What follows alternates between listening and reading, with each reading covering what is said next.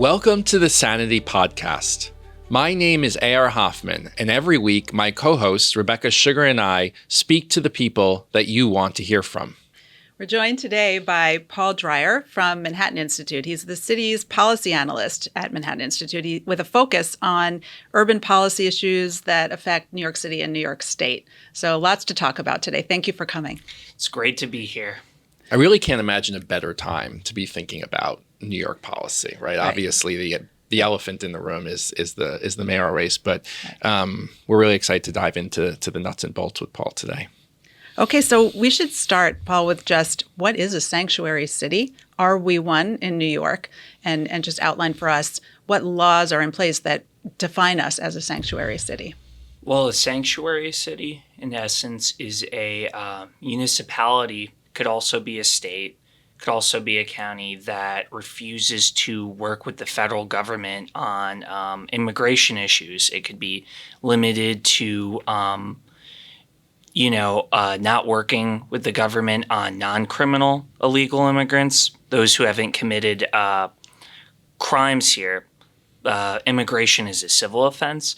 And New York, in essence, is not just a sanctuary city, but a sanctuary state.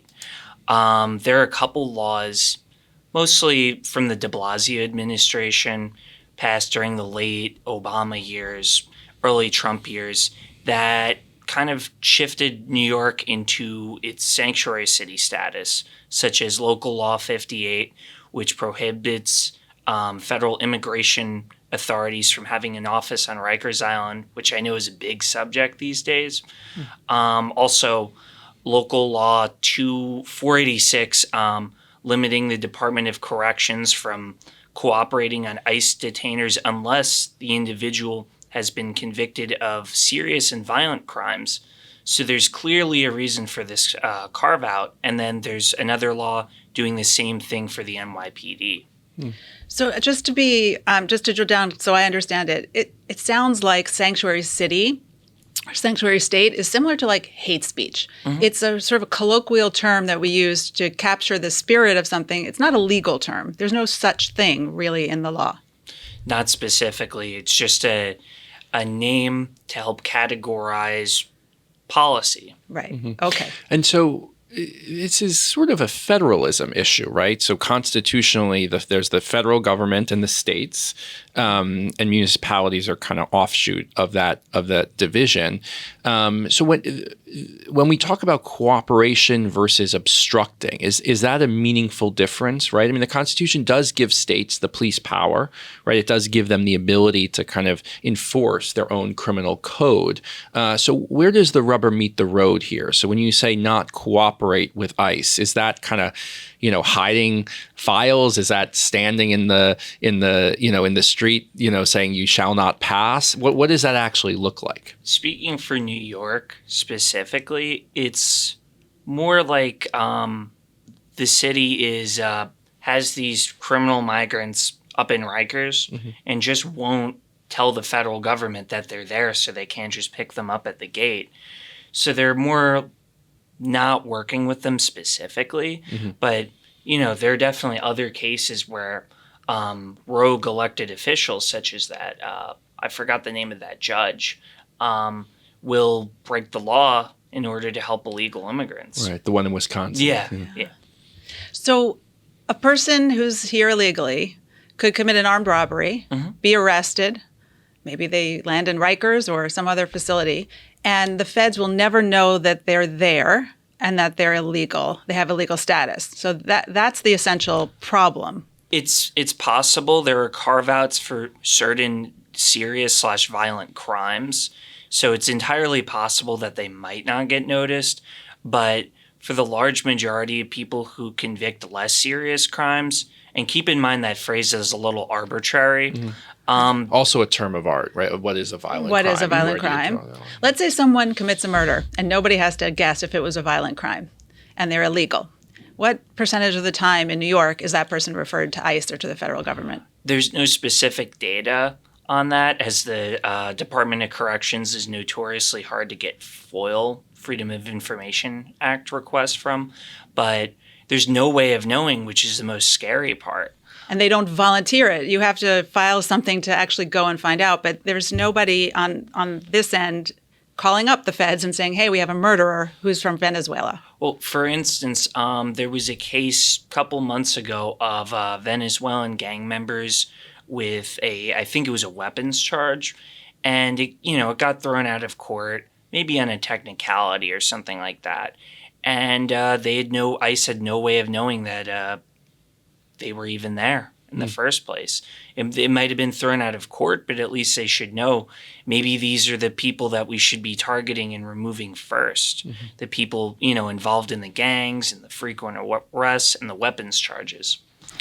One story I've covered a little bit, just really scratched the surface of in our paper, is the effort by the Trump administration, the DOJ, to push back on some of this non-cooperation, specifically around this driver's license issues, right? I mean, correct me if I'm wrong, but the city council passed this rule that the DMV, which actually is, and everyone hates the DMV, but actually it's sort of really important here, right? In terms of like where is their information, where is their registration, is shielded from or barred from, I'm not sure, providing that information to ICE. So is that, I know that, Letitia James has made that, one big point of confrontation. So, is that either maybe if you know of that case in particular, or just general, kind of how is the federal government and New York kind of wrestling around these issues?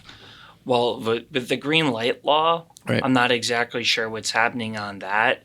I'm pretty sure it's being litigated right now. Mm-hmm. Whole thing is completely insane, but I think if, say we get a Zoran as mayor and he continues resisting ICE as much as he can, which... And just to be clear, the latest polling out this morning shows a very tight race. Yes. And we'll talk about that on our podcast, but yeah. It would be against Zoran's interest to resist ICE even more because the Trump administration has taken off the gloves. He could risk losing federal funding to the city for certain block grants, which is entirely possible. Like going back to the Wisconsin judge, they will definitely prosecute elected officials that help break the law to help illegal aliens. And definitely more of these large This is a scale... fight the administration would love to have, I'm sure. Yeah. I'd just love to have. But on the other hand, I don't, how someone of Zoran's political commitments... He would love to have it too. He would love to have it too, Yeah. right? Yeah. And definitely more of these large-scale ICE courthouse raids, such as I think it was a teenager in the Bronx that made the news specifically. When the city won't share information to ICE about who's a criminal migrant, ICE has no way of knowing. They have no map of who to go to, what names to find. So they just go and start getting everybody in these courthouse-style raids. And I know that a lot on the progressive side have been, very against this one instance of this teenager getting arrested. But if they just cooperated with ICE, more criminal migrants would be off the streets and less of these courthouse raids would happen. Tom Homan has brought that up. He said, if you don't help us, we're just going to go in and sweep and you're going to lose more, of your illegal immigrants in these raids. I know in that green light law case, Pam Bondi has argued that, the city is crossing that line from passive resistance to active obstruction. Right. Well, that's what I want to ask about because I love the details here and I want to really understand it. Is it just I won't help? What if I'm a city official and I know that murderer is an illegal from Venezuela? Can I call up the feds independently and say he's here? Are you actually barred by the law from doing that? You are very strictly barred from doing that, especially if, say, you're in the NYPD and you arrest somebody. You could, flat out lose your job for doing something like that. Okay. And can I, if I see it happening and I somehow know that that's an illegal immigrant, can I call up as a whistleblower, as just a private citizen and say, I know that guy is down at precinct such and such and he's been arrested? I'm not exactly sure what ICE would do with that information, but if you don't work for the city, you're probably free to do that. Okay. I just want to know how far these laws take this sanctuary sort of idea. So jumping on that question, we were speaking off camera a little bit. Okay, so we get that who's mayor matters, clearly. And we have this kind of muddled choice. Muddled. That was kind. Okay. But who's actually? I mean, is this a decision of the city council? Is this whole policy medley? I mean, is it coming from Albany? I mean, does changing the mayor matter? Where actually is the kind of locus of authority vis-a-vis immigration policy for the city? Well, I'd say that the city council keeps a lot of these laws in place. They haven't really passed new ones lately because I think they're a little afraid of the new Trump administration. The state has the state sanctuary policies. And what the mayor could do specifically is I'm sure you heard about the ICE on Rikers Island, that whole deal. They could, like the first deputy mayor, issue an executive order that goes against the local law that forbade them from being on Rikers to begin with. But that's a little more complicated because it's never been done before. It's being litigated right now. And there's another curveball thrown in the whole Rikers situation. Rikers is now under a federal receivership because of years of issues. Personally, like my Manhattan Institute colleagues, I think it's a great idea. It gives Rikers a chance to start over again, and maybe we don't need all these borough-based jails. But does that make it under federal jurisdiction vis-a-vis immigration if it's under federal receivership in terms of administration? Well, interestingly enough, it's under a Clinton appointee, federal judge Laura Taylor Swan, who constrains the mayor's authority on jail operations. So it will ultimately be up to her. And I think we might have an idea of which way she might go because of who appointed her. So back to the details. If a new mayor is elected and they have all these concerns about the Trump administration and what they might do, but they also have a sort of left-wing base, they still have a city council that will do what they want to do. So would any mayor matter in terms of changing these policies, short of a Republican coming in, which we don't expect in New York? Would any of the current potential candidates matter? And maybe not only asking that, would they potentially make the problem better? Who in that list do you think could make it much worse? And what would much worse even look like? Well, to start off with that, I think the strongest person on immigration is the incumbent, Eric Adams, because he would continue his current policy of attempting to reopen ICE access at Rikers, or at least put pressure on the federal judge. Right. I think the second strongest... Can I just jump in on Adams there? I mean, as a city watcher, I mean, have you, we all know about the brouhaha over the bribery charges, them being dropped. The acting U.S. Attorney Danielle Sassoon alleging a quid pro quo between the administration and Adams, where charges are dropped for stricter immigration reform. Does the record kind of reflect that? I mean, has Adams had a kind of, Saul on the road to Damascus conversion moment on immigration? I mean, in the past, let's say 6 months, year, has there been a dramatic shift in New York's immigration policy from Gracie Mansion? Well, I think the biggest shift is after he appointed Randy Mastro, who was in the Giuliani administration, as first deputy mayor, and they began the ICE access executive order, even though that's frozen right now. I think he also Adams saw himself the tail end of the migrant crisis. Not only that, but the opportunity the new administration brings.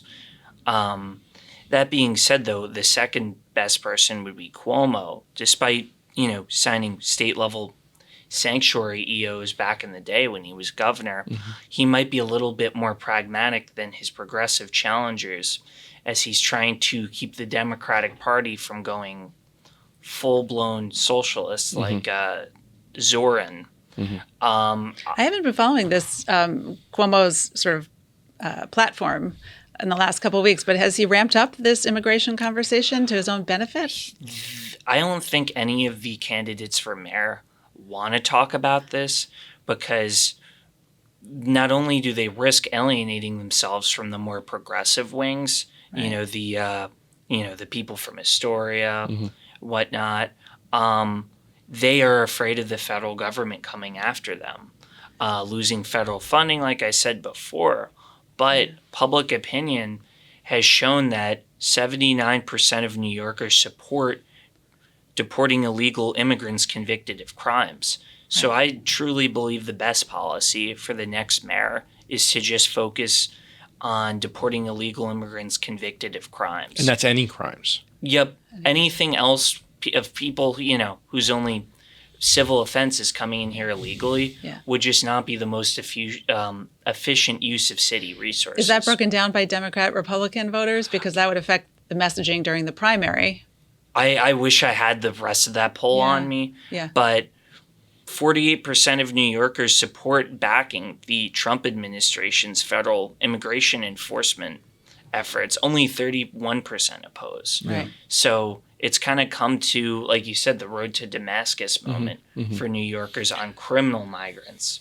Regular people who are not here legally, that's a different story. Yeah, I mean, it's interesting. I mean, to just talk politics for a second, because, New York mayorally, at least at this moment, wasn't always the case, of course, is sort of a one-party show, so it's a Democratic primary, but it's also basically, the general election with that kind of ranked choice voting wrinkle thrown in there. So, it's sort of tough maybe a little bit to gauge, who's the audience. I mean, Cuomo's kind of basically running a kind of name recognition without much else campaign. I think the big question now is, it's clear that Cuomo is, I don't know, high 30s, low 40s.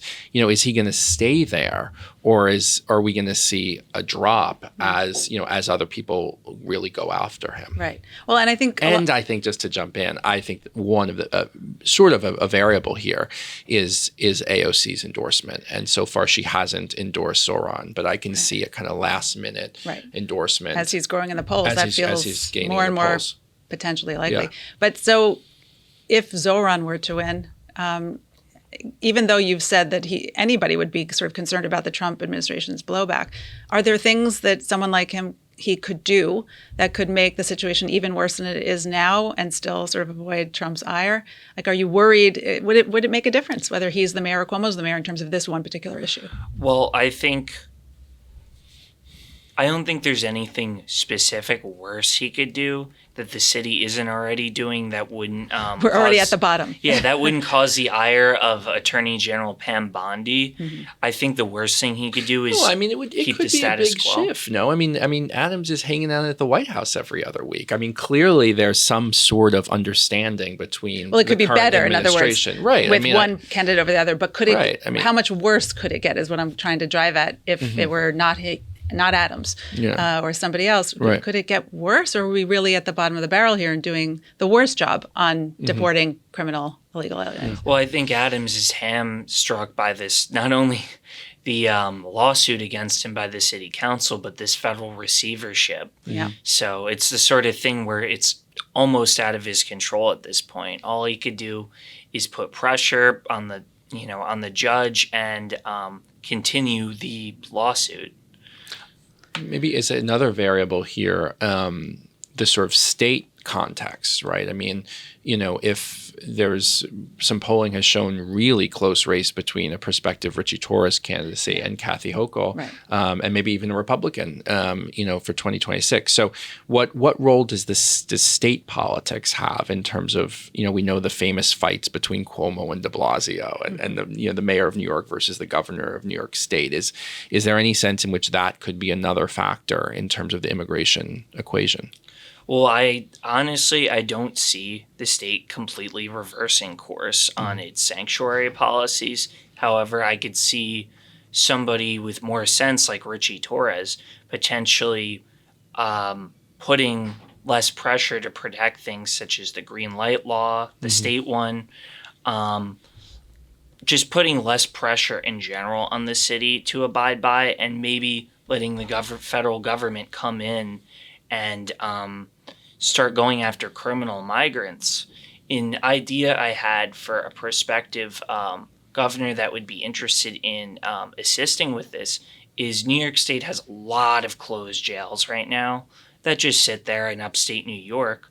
Maybe a governor that wants to get tough on criminal migrants could let ICE use a few of them as staging grounds for people that they're deporting, and then also give these jobs back to these upstate communities that have been ravished by the prison closures under Kathy Hochul. Well, you have written about certain counties, one of them in upstate New York, that has decided to work with ICE that have done that. And could you tell us about some of those examples and how are they getting past these sanctuary city laws and being helpful to ICE?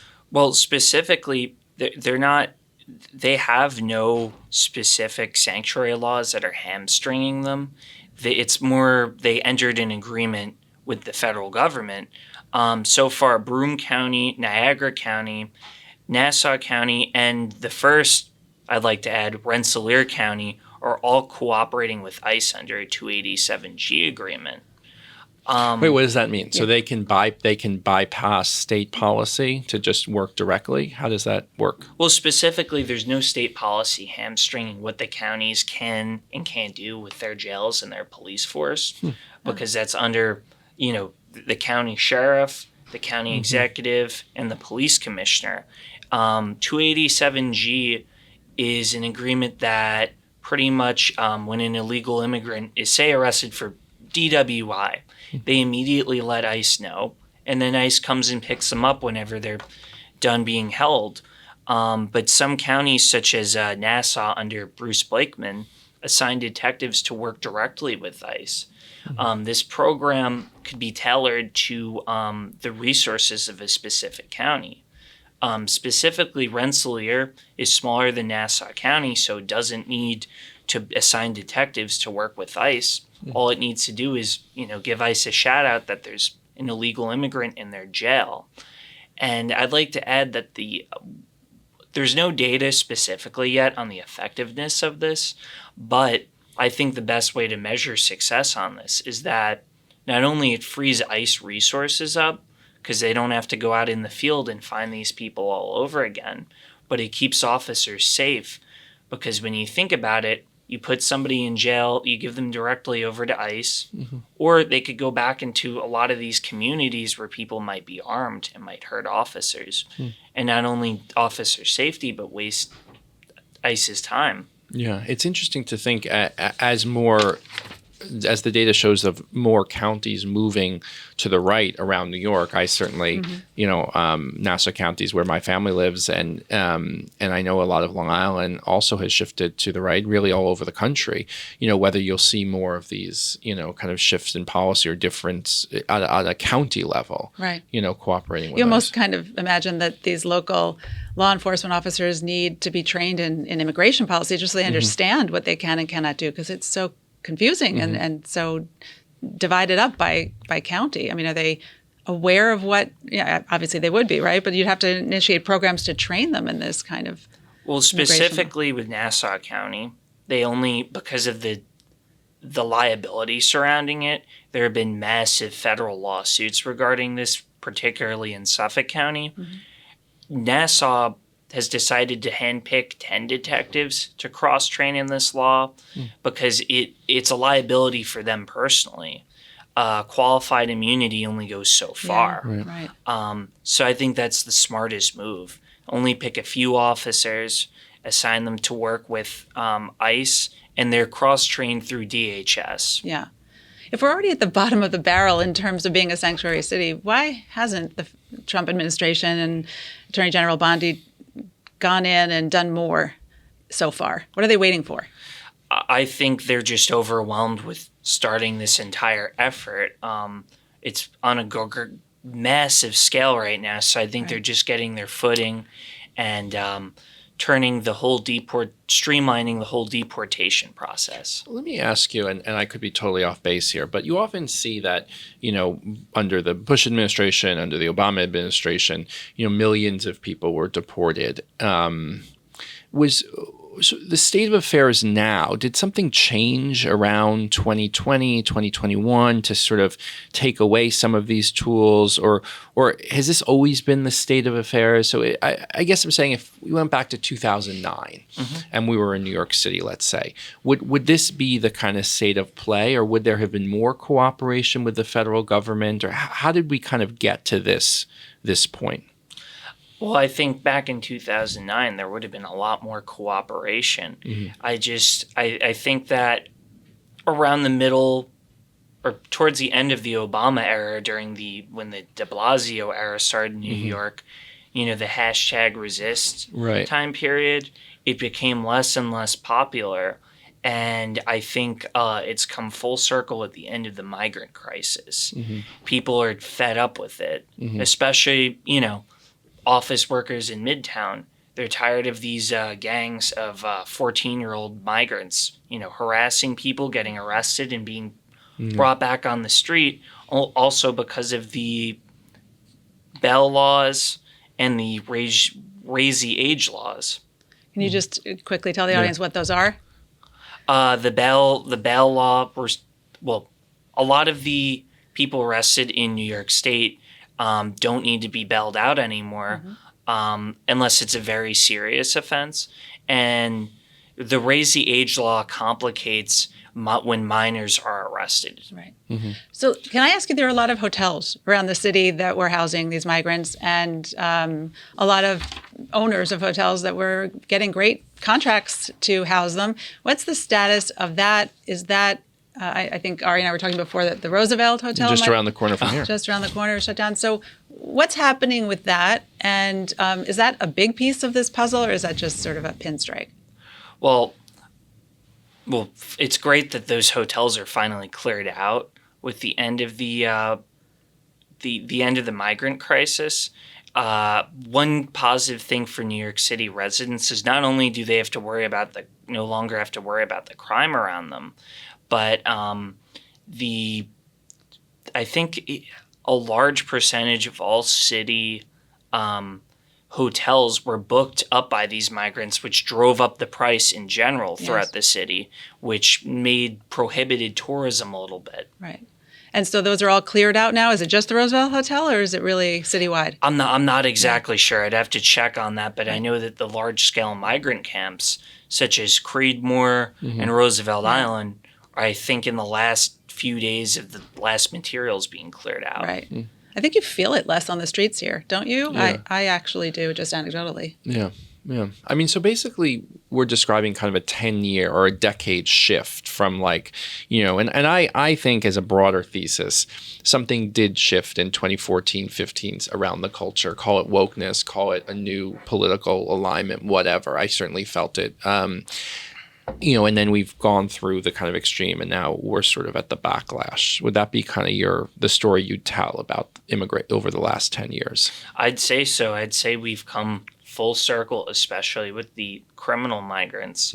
The sanctuary, you could also call it the sanctuary crisis. The migrant crisis brought the city to its knees in a way, both financially, crime-wise, and people were just exhausted of seeing it.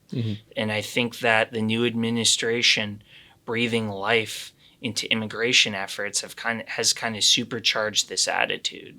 So what do you project for the next few years of the Trump administration, and what are you doing at Manhattan Institute to offer? What policy initiatives or ideas are you offering to the administration? I see the Trump administration streamlining deportation efforts over time, and then from there going after sanctuary counties, states, to the best of its ability through its Attorney General Pam Bondi. So I just see these efforts getting stronger and stronger over time. A lot of moving parts. Do you worry a little bit that the administration, something we've spoken about on our program, is sort of picking these, really difficult deportation cases, whether it's use of the Alien Enemies Act or deporting, green card holders, and do you see that as a distraction from the kind of systemic streamlining you're talking about, or is that inevitable that you're going to have these kind of test cases that will kind of rise to the public consciousness, and that the actual meat and potatoes work is going on, even as these sort of, symbolic cases sort of take up a lot of the oxygen? I think these test cases are inevitable, and they're doing so many different things at once right now to not only litigate some of the stuff that needs to be litigated, but streamline this whole process as quickly as possible. They're doing a lot of different things almost immediately. So, of course, we're going to have test cases where this pans out. Is there anything that Congress could be doing that it's not doing? There's a lot, but on this particular issue, my fear is that the administration, even if it does the best possible work in this domain, their term will be over, and a different administration could just simply do something else. Is there anything they can do to embed into law things that would help protect New York from from continuing on as it is, or from descending into something worse? What would you recommend in terms of legislation? I think they could strengthen the 287G laws, the local federal partnership, to make it less likely that municipalities get sued for possible small mistakes with the program, because that is what keeps a lot of counties such as Suffolk out of the mix. The fear of a massive lawsuit wiping out the county budget, tying up county resources. Yes. So I think that fear of litigation is the main thing they need to remove. For a long time, just to hop on Rebecca's point, there was talk of bipartisan immigration reform. This was a big thing, and Senator Langford had an effort last year. I mean, is that something that you guys at the Manhattan Institute, do you guys support that? Do you think that's the right way to go about it? Or are you more interested in these sort of maybe more piecemeal or sort of granular kind of policy changes? Personally, I don't speak for the whole institute. Personally, I'm more interested in streamlining the processes for removing criminal migrants in New York, to meet the state where it's at specifically. Broader immigration reform is, of course, needed, and we're not going to get it without some kind of deal.